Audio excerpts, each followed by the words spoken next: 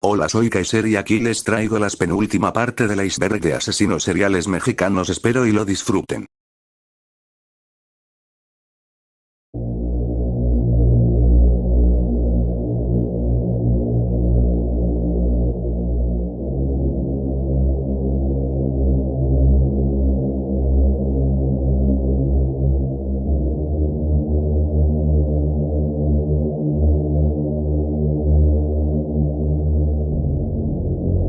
Felicitas Sánchez Aguillón Oneira, Cerro Azul, Veracruz, México. Década de 1890, 16 de junio de 1941, Ciudad de México, México, fue una asesina en serie mexicana conocida popularmente como la ogresa de la colonia Roma, la trituradora de angelitos, la descuartizadora de la colonia Roma o la espantasigüeñas.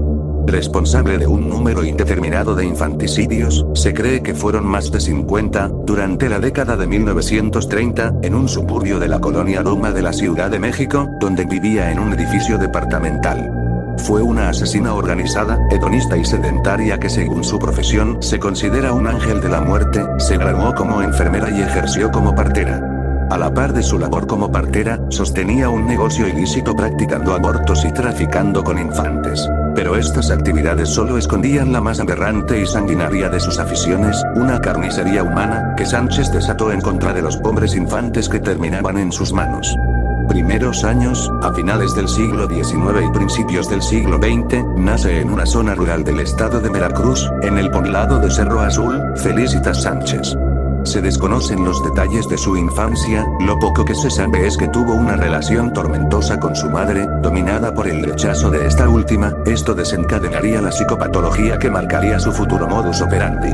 Un rechazo patológico hacia la maternidad y todo lo relacionado con esta, y, como el común denominador en los asesinos seriales, desde pequeña tuvo un comportamiento perverso, que se expresaba con crueldad hacia los animales, disfrutaba en especial envenenado a perros y gatos callejeros. Durante la década de 1900, Felicitas estudia y se gradúa de enfermería y comienza a trabajar como partera, en su natal Veracruz. A la par contrae matrimonio con un hombre, de poco carácter, codependiente y sumiso. En el futuro este sería el patrón en todas sus parejas, Carlos Conde. Sánchez ya era una mujer obesa, de malos modales, misántropa y de carácter muy fuerte. La prensa de la época, posteriormente a su aprehensión, colocó especial énfasis en su fealdad, basándose en descripciones de los vecinos de la mujer, cuya opinión seguramente estaba influenciada por los crímenes. Parece bruja, con los ojos saltones, gorda, fea, más bien repugnante. Periódico La Prensa, 1941. A pesar de su aspecto y personalidad, Felicitas Sánchez contó con varias parejas a lo largo de su vida, que incluso sirvieron como cómplices para sus delitos, entre ellos el propio Carlos Conde. Del matrimonio con Conde, nacen un par de gemelas. La condición económica de la pareja era austera, y no podían solventar la manutención de las pequeñas, así que Felicitas decide venderlas. Su marido, que en un principio estuvo de acuerdo con el acto, termina arrepintiéndose, pero ya era demasiado tarde. Sánchez no cedió y jamás reveló el destino final de sus hijas. Esto marcó el final del matrimonio. Aunque suene extraño, hasta donde se sabe Felicitas no asesinó a ninguno de sus hijos. Las gemelas Conde Sánchez no fueron las únicas hijas que tuvo. Tras la separación, por el año de 1910, la mujer emigra hacia la capital. Crímenes. Felicitas Sánchez se asienta en la colonia Roma de la Ciudad de México, en calle Salamanca número 9, por esa época ocupado por un edificio de departamentos.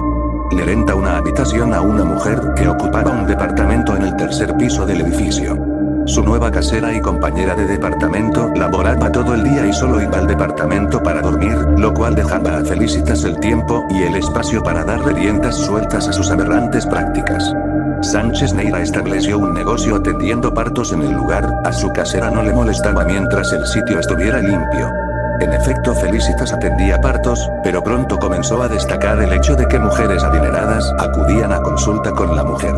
Evento por lo más extraño, porque una mujer con alta capacidad adquisitiva recurriría a una partera en un barrio marginal para atenderse su embarazo. Los vecinos pronto empezaron a percatarse de otros eventos extraños. Las cañerías del edificio se tapaban con frecuencia. Para arreglar este contratiempo, Felicitas contaba con la complicidad de un plomero, Roberto Sánchez Salazar, y además, en ciertas ocasiones pudieron percatarse de que del departamento salía un extraño humo negro de olor muy desagradable. Pronto el negocio prosperó, Felicitas practicaba abortos clandestinos, incluso hacía visitas a domicilio. La mujer frecuentaba los más selectos barrios de la ciudad. Atendía a las mujeres sin importar la edad gestacional de su embarazo, así estuvieran en labor de parto. Antes de comenzar con su faceta como asesina serial, Sánchez Neira se dedicó al tráfico de menores. Empezó a vender a los niños recién nacidos que sobrevivían, pronto empezó a traficar también con niños que compraba de madres que por una u otra razón le vendían a sus hijos, bajo la promesa de que los colocaría en una buena casa. Durante la década de 1910, todavía en el período del México porfirista, Sánchez fue detenida en por lo menos 2 ocasiones por tratar de vender a un bebé. La mujer salió libre tras pagar una simple multa. No pasó mucho tiempo antes de que Felicitas evolucionara al asesinato. Los niños que no lograba vender terminaban muertos, sin mencionar que muchos infantes perecieron bajo su cuidado. Felicitas pronto recaudó dinero suficiente para hacerse de un negocio, abrió una miscelánea, que también funcionó como clínica clandestina, en la calle Guadalajara número 69, en la Ciudad de México, a la cual llamó la Quebrada Asesinatos. Posterior a su detención, los cómplices de la ogresa relataron la terrible tortura a la que sometía a los bebés y niños. Solía parodiar los cuidados maternales de una manera sádica. Bañaba a las criaturas con agua helada, no les daba de comer durante periodos considerables de tiempo, los dormía en el piso y a veces los alimentaba con carne o leche podrida. Sus métodos de ejecución fueron increíblemente variados: asfixia, envenenamiento, apuñalamiento y hasta inmolación. Generalmente los estrangulaba o asfixiaba, en muchas ocasiones repetía sus diversiones de la infancia y los envenenaba, ya muertos procedía a descuartizarlos, en ciertas ocasiones los llegó a descuartizar vivos. Los restos, generalmente, los tiraba a las alcantarillas, a veces los desechaba en depósitos de basura y otras veces los incineraba en una caldera, de ahí el humo, incluso llegó a quemarlos vivos. Aprehensión: el 8 de abril de 1941, la alcantarilla del edificio de Salamanca donde vivía Sánchez Aguillón se tapó, se encontraba congestionada desde la toma domiciliaria. En el primer piso del edificio se disponía una tienda de abarrotes. El dueño, llamado Francisco Páez, mandó llamar a un plomero y albañiles. Los albañiles levantaron el piso del negocio para poder acceder a la cloaca. Cuando llegaron a ella, la sorpresa y las náuseas fueron generales. En la alcantarilla había un enorme tapón de carne putrefacta, gasas y algodones ensangrentados, que despedían un olor insoportable. Indagando en la repugnante masa se encontraron con algo que despejó todas las dudas sobre su naturaleza: un pequeño cráneo humano. Rápidamente, la prensa y la policía se hicieron presentes.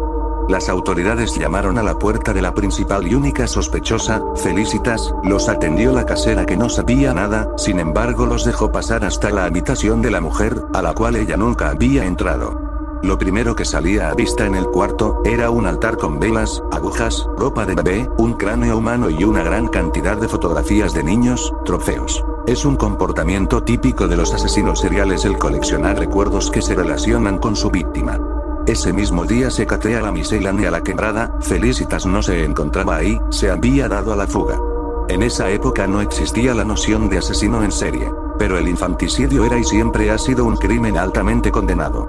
La investigación cayó en manos del detective José Acosta Suárez. Este hombre en 1942 también atraparía a Gregorio Cárdenas, otro asesino en serie mexicano. El 11 de abril de 1941 es detenido Salvador Martínez Nieves, el plomero cómplice. Él relata que en efecto sabía lo que estaba pasando, pero por miedo a ser condenado como cómplice, no había denunciado. En efecto, él sí era cómplice, recibía una cuantiosa paga por destapar los caños y un aún más cuantioso soborno por su silencio. Ese mismo día Felicitas es atrapada junto con su amante, Roberto o Alberto Covarrubias, alias el Beto o el Güero. Con este hombre, que también fue su cómplice, Felicitas había procreado a su tercera y última hija, nacida en 1939, mientras trataban de huir de la ciudad. Móvil editar. Como ya se mencionó antes, Felicitas Sánchez Aguillón experimentó el rechazo materno desde muy pequeña. Esto generó en ella una personalidad neurótica. Aparentemente no sentía empatía ni remordimientos, era megalómana y racionalizaba sus actos. Efectivamente, atendí muchas veces a mujeres que llegaban a mi casa, me encargaba de las personas que requerían mis servicios y una vez que cumplía con mis trabajos de obstetricia, arrojaba los fetos al baño. Sánchez Aguillón, Felicitas. 1941, pero su frágil estado mental iba más allá, tenía ideas delirantes en donde creía realmente que hacía un bien con sus crímenes, les asignaba una cualidad mística, ejemplo de esto es el altar que poseía. Una mujer me dijo que había soñado que su hijo iba a nacer muy feo, que por favor le hiciera una operación para arrojarlo. En efecto, aquella criatura era un monstruo. Tenía cara de animal, en lugar de ojos unas cuencas espantosas y en la cabeza una especie de cucurucho. A la hora de nacer, el niño no lloraba, sino bufaba. Le pedí al señor Roberto que lo echara al canal, y él le amarró un alambre al cuello. Sánchez Aguillón, Felicitas. 1941, juicio. La descuartizadora de la colonia Roma desde su detención hasta junio de 1941, más o menos 3 meses, fue recluida en prisión y aislada a causa del peligro que representaba para ella el contacto con la población general del reclusorio. Durante todo ese tiempo vivió en una regresión donde se comportaba como una niña pequeña, lloraba todo el día, solo pronunciaba monosílabos y una repetitiva frase que en ocasiones llegaba a gritar: "Quiero irme de aquí".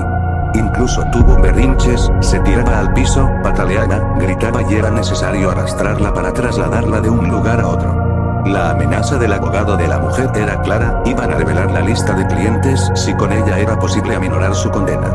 En aquella lista estaban inmiscuidas importantes figuras de la política. Así, en una evidente muestra de corrupción y una serie de irregularidades, permitieron que la obresa saliera libre en 3 meses. Las más fuertes pruebas de la fiscalía que conectaban a Felicitas con los cargos de asesinato eran los restos encontrados en la cañería de Salamanca número 9, entre los que se encontraban un cráneo y un par de piernas que correspondían a un niño de por lo menos 1 año de edad. Inexplicablemente estos restos desaparecieron. Sánchez Aguillón fue procesada, el 26 de abril de 1941, solo por los cargos de aborto, inhumación ilegal de restos humanos, delitos contra la salud pública y responsabilidad clínica y médica. Ninguno de estos crímenes era considerado como grave, por lo que la mujer alcanzaba fianza. Pero la fiscalía tenía todavía los testimonios del plomero, completamente dispuesto a declarar, y del amante, que bajo la presión adecuada terminaría por declarar. Desafortunadamente el juez que llevaba el caso abdicó, se cree fue amenazado o sobornado para hacerlo, lo cual facilitó la salida de Sánchez antes de que la fiscalía pudiera apelar el fallo. Su ex esposo, Carlos Conde, pese a que ya no sostenía una relación sentimental con Felicitas, fue quien pagó la fianza, que ascendía a $600 pesos de aquella época, equivalente a $600.000 pesos mexicanos actuales, aproximadamente $30.000 . En junio de 1941 salió libre. Muerte, ella sabía que todo había terminado, aunque no pudieran volverla a enjuiciar, ya no podría seguir con su estilo de vida, de hecho ya no podría siquiera vivir en el país, todos la odiaban. El 16 de junio de 1941, se suicidó con una sobredosis de Nembutal, durante la madrugada en la casa que compartía con su concubino mientras este dormía. Dejó 3 cartas póstumas, una dirigida a su ex abogado, otra a su actual abogado y una última a su pareja. En ellas no había ninguna expresión sentimental, sin culpa, sin dolor, sin tristeza y sin lazos afectivos de ningún tipo. En ningún momento menciona a su hija. Al final de cuentas parecía haberse cosificado a sí misma, su propia muerte no pareció producirle ningún sentimiento. Su hija pasó a la tutela del Estado, fue llevada a un hospicio, creció hasta convertirse, hasta donde se sabe, en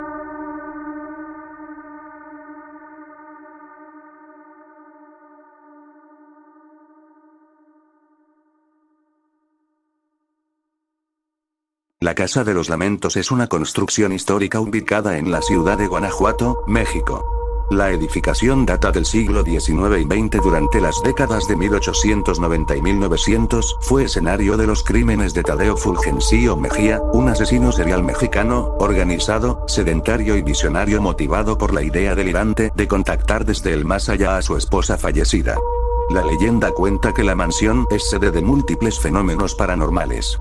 En la actualidad sirve como museo. La mansión fue construida en el siglo XVIII, por orden del Marqués de San Clemente, empresario minero dueño de las minas de Cata y de Mellado. Fue ideada para ser residencia de la hija de este. Durante el siglo XIX, la construcción funcionó como oficina postal hasta el año de 1890, cuando fue adquirida por Tadeo Fulgencio Mejía, un ingeniero minero que se instaló en la casa junto con su esposa María Constanza de la Ribera Olmedo. Crímenes de Tadeo Fulgencio Mejía. Constanza de la Ribera fue asesinada a principios de la década de 1890 en un asalto fallido. Fue este evento trágico el que, se dice, desquició a Tadeo Mejía, bajo la idea delirante de contactar desde el más allá a su esposa fallecida. Consultó a una bruja, la cual le mostró extraños rituales, que incluían sacrificios humanos de hombres y mujeres jóvenes. Se desconoce cuál fue su número exacto de víctimas, pero múltiples restos óseos incluso, osamentas completas fueron encontradas en el sótano. Se dice que muchos de los cadáveres fueron incinerados. Dentro de la mansión también se hallaron varios libros dedicados al ocultismo y la magia negra. Se cree que los rituales pudieron estar destinados al culto de la Santa Muerte. Tadeo Fulgencio Mejía se suicidó pegándose un tiro en la cabeza, quedando impunes sus crímenes.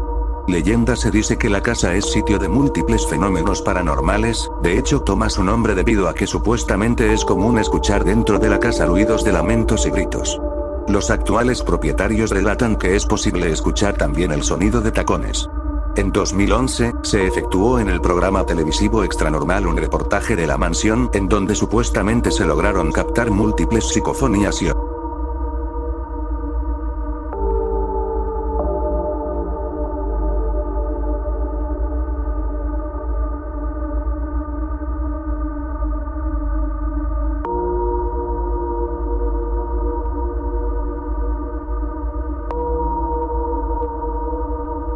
Jorge Riose es un asesino serial al que se le adjudicaron al menos 13 asesinatos entre los años 1991 y 1993. El sujeto vivió en la casa de huéspedes de una cineasta que realizó un documental sobre su vida, con el que ganó el Ariel en 2009. Entre los 1991 y 1993 un asesino serial causó terror y psicosis en la Ciudad de México. Se trata de Jorge Riose, un hombre con especial talento para la pintura y el canto, amante de las artes y la poesía, que además hablaba varios idiomas. Por años le rentó un pequeño cuarto a Rosa, abuela de la cineasta Yolene Olaizola, a quien le cambió la vida. El inquilino se convirtió rápidamente en amigo de la mujer a quien pintaba, regalaba algunas de sus obras y dedicaba muchas canciones. Parecía un tipo como cualquiera, pero por las noches se transformaba. Acostumbraba salir vestido como mujer y desaparecer por las calles del entonces Distrito Federal. Los periódicos nacionales comenzaron a alertar por el aumento de asesinatos de sexoservidoras del rumbo de la Merced. Entre septiembre de 1991 y abril de 1993, al menos 13 mujeres fueron encontradas muertas en hoteles de paso de esa zona como Madrid, Las Vegas, Maya, Glorieta y Cuba. En todos los casos, las víctimas eran mujeres de entre 25 y 38 años, quienes eran estranguladas y escondidas debajo de la cama cubiertas con una sábana, como si se tratara de ocultar el crimen.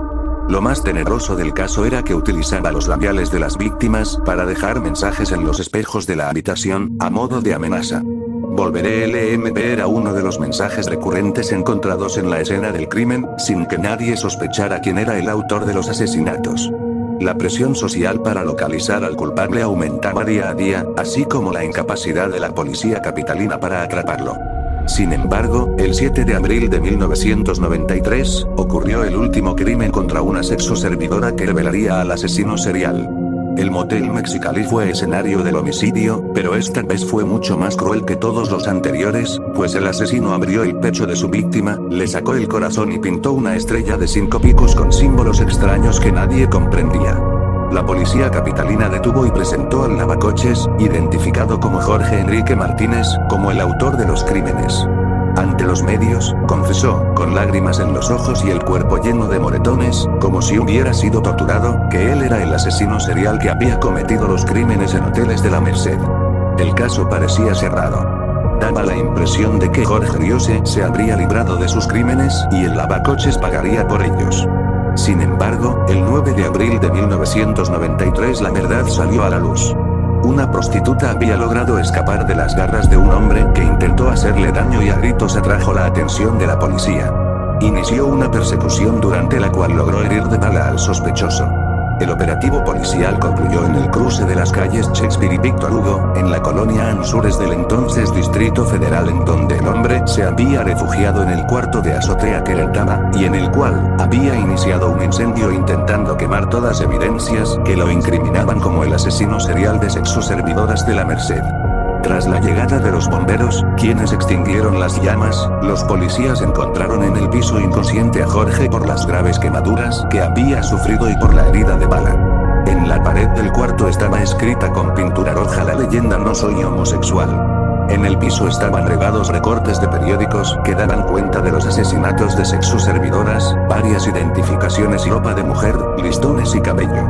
Jorge fue trasladado de urgencia a un hospital en donde murió por la gravedad de sus lesiones. Para los investigadores que llevaron el caso, no hubo duda de que él era el asesino serial que mantuvo en vilo al entonces Distrito Federal por 3 años. Después la muerte de Jorge Riose, los asesinatos en serie de mujeres pararon. Se ignora dónde quedaron las cintas en donde este trovador solitario componía o publicaba, así como sus poesías y pinturas. Narra la abuela Rosa que cuando Jorge era su inquilino, lo único raro que notaba en él era su fijación por las mujeres, cuyos cuadros hechos por él mismo los coleccionaba en el pequeño cuarto donde vivía. Después se supo que eran retratos de sus víctimas. Rosa explicó que en alguna ocasión lo vio salir ataviado con un vestido de novia y con los labios pintados de rojo. Modus operandi: el modus operandi de Jorge Riose era de llevar sexoservidoras a moteles, donde una vez dentro de la habitación del motel, asesinaba a sus víctimas apuñalándolas o estrangulándolas, para después escribir en los espejos de los moteles con los lápices labiales de las sexoservidoras, que mataba mensajes extraños y símbolos raros, que él solamente sabía su significado. Primeras víctimas: uno de los primeros ataques, ocurrido en enero de 1991, ya dejaba sui generis del estrangulador. Aquella ocasión la víctima no fue elegida entre las vendedoras de placer sino entre las meseras de un modesto restaurante del centro. Este homicidio fue diferente a los demás, no solo por el perfil de la víctima, sino por un macabro mensaje escrito con lápiz labial que anunciaba lo que haría en los próximos años. Volveré fue la sentencia, seguida por las siglas LMB. Los hoteles Maya y Glorieta, ubicados en la colonia obrera, fueron los testigos. El 2 de septiembre de 1992, justo 50 años después de los asesinatos de Goyo Cárdenas, el Hotel Cuba fue el escenario de 2 asesinatos. Sin duda una macabra coincidencia. Antecedentes: tuvo una infancia difícil, su madre, quien trabajaba como empleada doméstica y, se cree, ejerció la prostitución, le dejó en un orfanato tras nacer. Tuvo 2 hijos más y años después fue por él, pero no como para ser una madre responsable, sino para que Jorge hiciera de nana para sus hermanos menores. Él les cuidaba, les hacía de comer, los limpiaba, les lavaba ropa. Ni siquiera tenía derecho a dormir en la casa y dormía en el patio, ya que solamente dormía dentro de la casa su familia, la madre, los 2 hijos y el esposo. Jorge, cansado de todo esto, huyó de casa. Existen muchas partes desconocidas de su historia, ya que nadie lo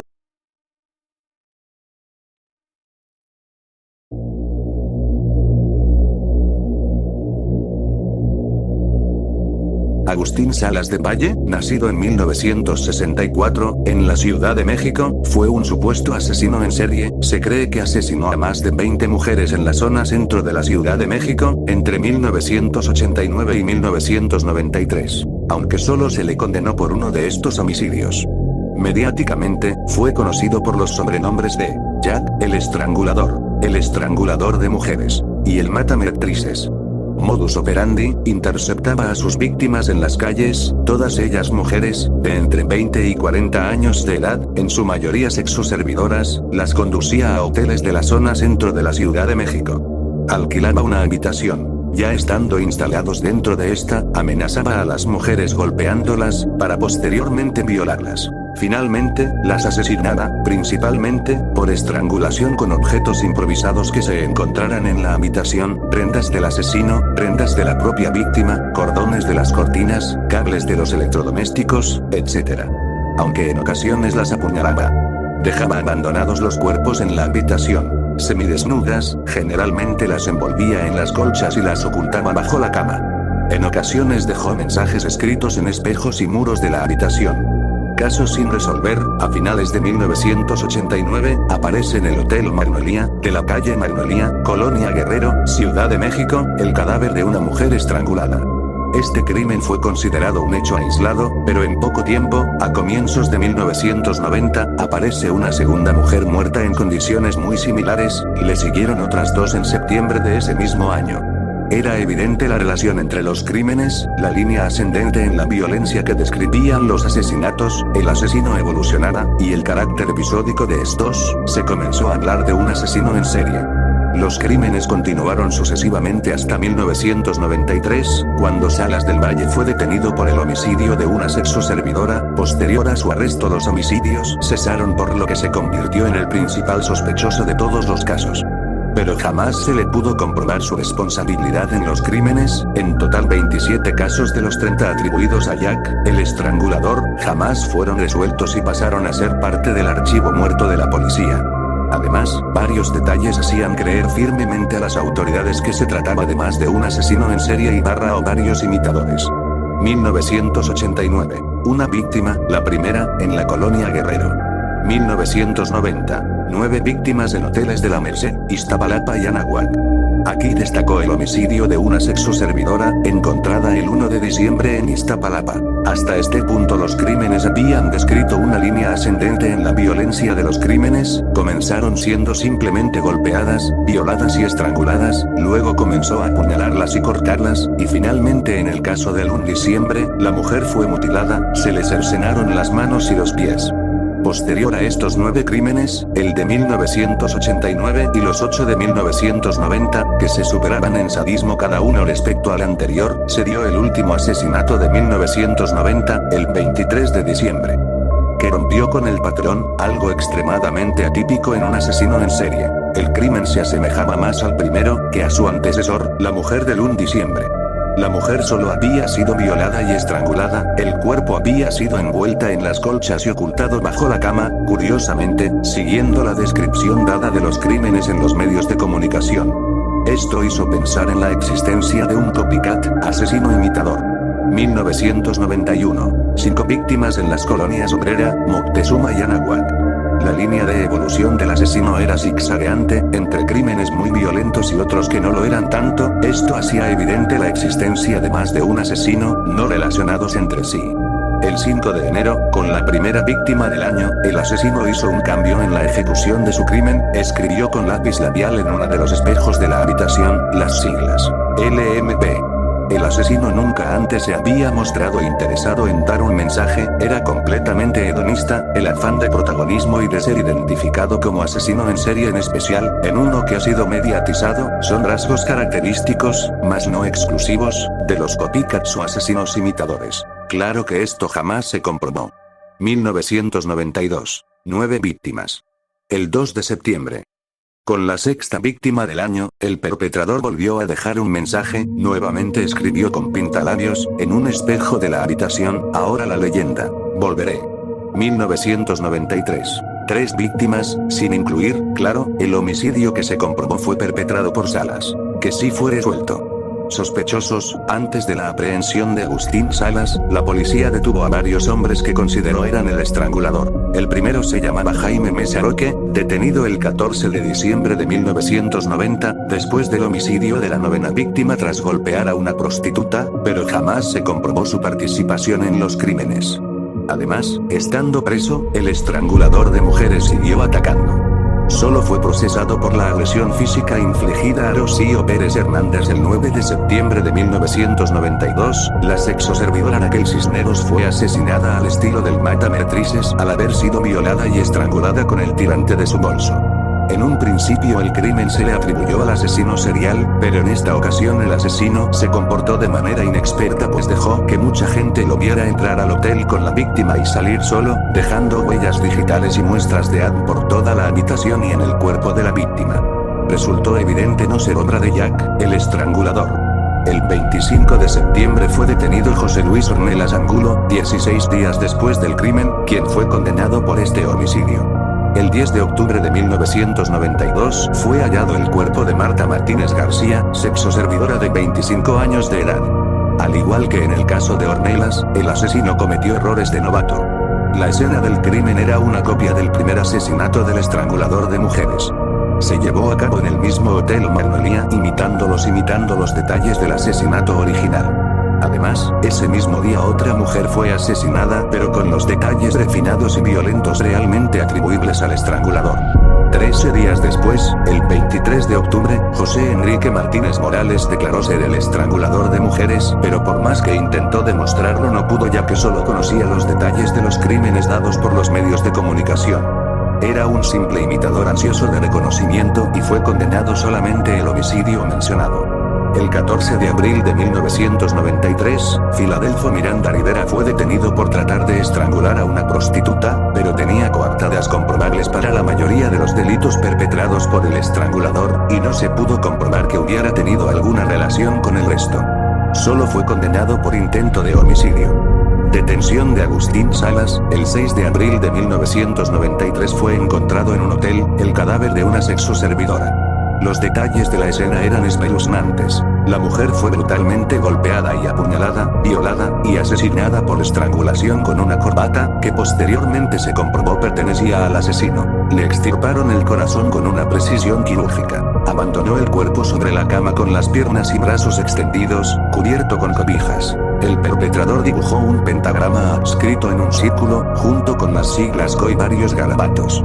Testigos dieron una descripción del hombre que entró junto con ella. El 7 de agosto de 1993, después de que el estrangulador hubiera matado a otras 2 víctimas más, fue detenido Agustín Salas del Valle, estudiante de contaduría de 29 años de edad.